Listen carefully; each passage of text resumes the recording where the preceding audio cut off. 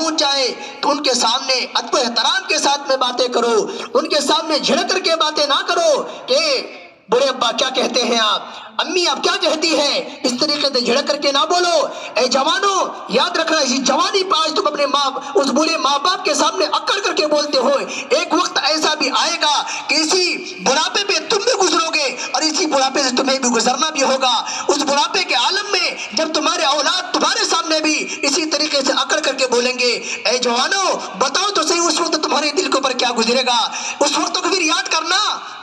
اس وقت کو یاد کرنا کہ جس وقت تم اپنی جوانی کے دہلیز پہ تھے اور اپنی جوانی کے دہلیز پہ ہونے کے بعد میں تم نے اپنے والدین کے سامنے کیا سلوک کیا تھا۔ یاد کرنا اس وقت کو، جو سلوک آپ نے اپنے جوانی کے دہلیز پہ اپنے والدین کے ساتھ میں کیے تھے، وہی اس کا بدلہ ابھی تم اپنے بڑھاپے میں چکھ رہے ہو۔ میں آپ کو بتاتا چلوں، اپنے نبی علیہ الصلوۃ والسلام کے دور میں ایک نوجوان شخص جو ہے اپنے باپ کو مارتا ہوا گھسیٹتا ہوا لے کر کے جا رہا تھا، مارتا جا رہا، گھسیٹ کر کے لے کر کے جا رہا ہے، مارتے جا رہے، گھسیٹتے لیتے جا رہے ہیں، جاتے جاتے جو ایک گڈھا آیا، وہ گڈھا آتے ہی اس کے باپ نے میرے جوان بیٹے سے کہتا ہے، اے جوان رک جا، اے جوان رک جا، میں نے بھی اپنے باپ کو یہیں تک ہی مار کر کے لایا تھا، اے جوان رک جا، میں نے بھی اپنی جوانی کے دہلیز پہ جس وقت تھا میں نے بھی اپنے باپ کو یہیں تک ہی مار کر کے لایا تھا، اے بیٹا اب اس سے آگے مجھے نہ لے جانا۔ دیکھ لو جو لوگ اپنے والدین کے ساتھ میں جو سلوک جوانی میں کرتا ہے، اللہ تبارک و تعالیٰ دنیا میں زندگی میں سے وہ عذاب دے دیتا ہے، مرنے کے بعد میں جو عذاب ہوگا وہ تو طے ہے، لیکن دنیا میں بھی اس کو عذاب مل چکا ہوتا ہے، لیکن انسان سبق نہیں سیکھتا۔ اپنے نبی علیہ الصلوۃ والسلام کے دور میں یہ واقعہ پیش آیا تھا کہ جو وہ جوان اپنے والدین کے ساتھ میں اس طریقے سے جب کیا تو بڑے باپ نے کہا، اے جوان آج میرے ساتھ میں بالکل بعین ہی وہی معاملہ ہو رہا ہے جس طریقے سے میں نے اپنی جوانی میں اپنے باپ کو مار کر کے لایا تھا، اے جوان میں نے بھی اپنے باپ کو اسی طریقے سے مار کر کے اور گھسیٹ کر کے اسی گڈھے تک لایا تھا جس گڈھے تک آج اے جوان جس طریقے سے آج تو نے مجھے یہاں تک مار کر کے لایا ہے۔ اس لیے اپنے والدین کے ساتھ میں کبھی بھی بدسلوکی نہ کرنا۔ اے جوانوں یاد رکھنا، اے بچوں یاد رکھنا، اپنے باپ کے ساتھ میں کبھی بھی زبان درازی نہ کرنا، اپنے ماں کے ساتھ میں زبان درازی نہ کرنا۔ ماں جنت ہے تو اے جوانوں یاد رکھنا، باپ جنت کا دروازہ ہے، باپ جنت کا دروازہ ہے تو ماں جنت ہے۔ یاد رکھنا ان دونوں میں سے دونوں کو راضی رکھنا ضروری ہے۔ اگر آپ نے باپ کو خوش رکھا، ماں کو ناراض کر لیا تو یاد رکھنا جوانوں آپ نے جنت کے دروازے کے لیے تو خوش کر لیا لیکن جنت کے اندر میں جانے کا دروازہ آپ کا بند ہو چکا ہے، کیونکہ جنت میں آپ داخل ہوں گے کیسے؟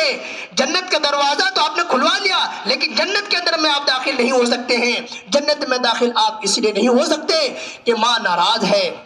ماں ناراض ہے۔ اب جنت کے اندر میں جانے کے لیے آپ کو اپنی ماں کا خوش رکھنا بھی ضروری ہے،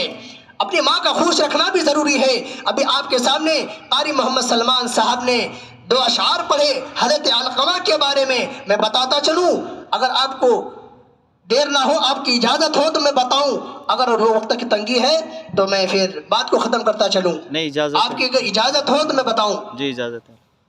حضرت علقمہ رضی اللہ تعالیٰ عنہ، بتا دیتا ہوں یہ صحابی رسول تھے۔ حضرت علقمہ رضی اللہ تعالیٰ عنہ کہ جب آخری وقت آیا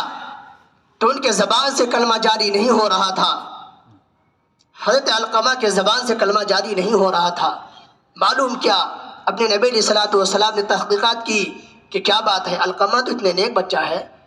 ان کے زبان سے ابھی کلمہ کیوں نہیں جاری ہو رہا؟ یہ تو بہت نمازی تھا، بہت عبادت گزار بندہ تھا، بہت عبادت کرتا تھا، اب وجہ کیا ہے کہ جو ابھی آخری وقت میں ان کے زبان سے کلمہ جاری نہیں ہوتا؟ تو اپنے نبی علیہ الصلوۃ والسلام نے تحقیقات کرنے کے بعد میں معلومات کرنے کے لیے بھیجا ان کی والدہ کے پاس میں کہ جاؤ علقمہ کی ماں سے پوچھ کر کے آؤ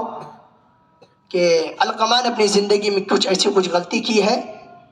جس کی بنا پر ان کے آخری وقت میں کلمہ جاری نہیں ہو رہا ہے۔ تو ان کے والدہ کے پاس میں جانے کے بعد میں معلوم ہوا کہ حضرت علقمہ کہ جو ہے والدہ ان سے ناراض تھی،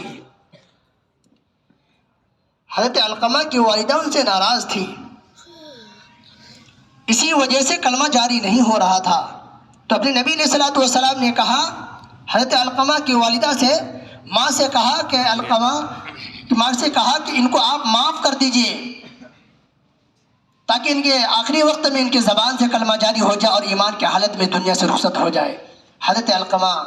کی جو ہے ماں نے کہہ دیا کہ میں اسے معاف نہیں کر سکتی.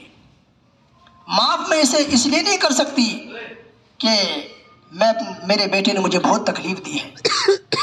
میرے بیٹے نے مجھے بہت تکلیف دی ہے اور ایسی تکلیف دی ہے کہ مرتے دم تک اسے میں معاف نہیں کروں گی. مرتے دم تک میں اسے معاف نہیں کروں گی. یہ دنیا سے مر کر کے چلا جائے لیکن میں معاف نہیں کر سکتی. اللہ کے نبی علیہ الصلوۃ والسلام نے فرمایا, کچھ صحابہ سب کو حکم دیا کہ صحاباؤ چند لکڑیاں جمع کرو. لکڑیوں کو جمع کرنے کا حکم فرمایا اپنے نبی علیہ الصلوۃ والسلام نے, اور اللہ کے نبی علیہ الصلوۃ والسلام نے کہا کہ لکڑیوں